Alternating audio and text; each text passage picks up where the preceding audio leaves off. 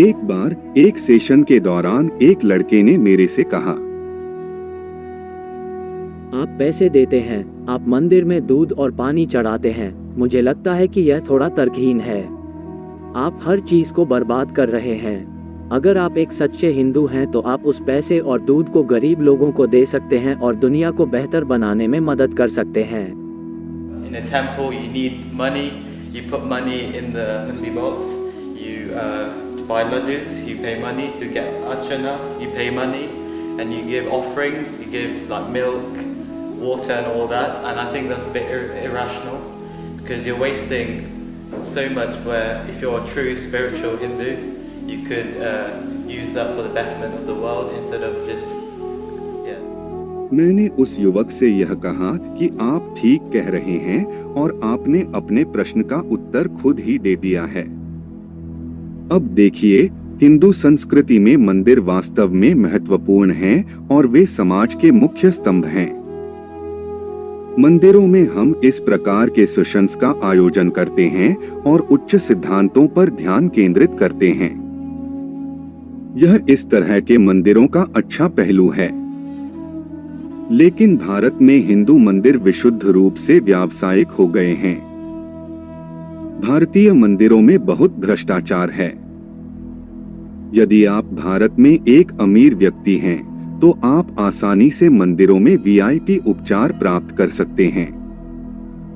आप आसानी से गर्भगृह के अंदर जा सकते हैं, पुजारियों के साथ अच्छी बातचीत कर सकते हैं और विशेष प्रसाद प्राप्त कर सकते हैं।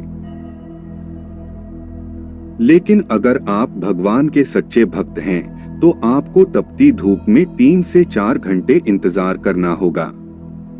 जैसे जब कभी विदेशी भारतीय मंदिरों में जाते हैं और वे कुछ पाउंड या डॉलर दिखाते हैं, तो वे आसानी से एक विशेष दर्शन प्राप्त कर सकते हैं।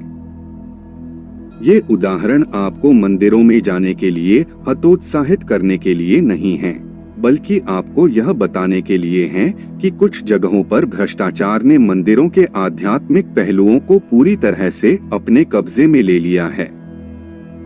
धर्म एक ऐसी चीज होनी चाहिए जो आपको कम भ्रष्ट बनाती है, लेकिन इसके विपरीत आज भारत में मंदिर सबसे भ्रष्ट स्थानों में से एक हैं।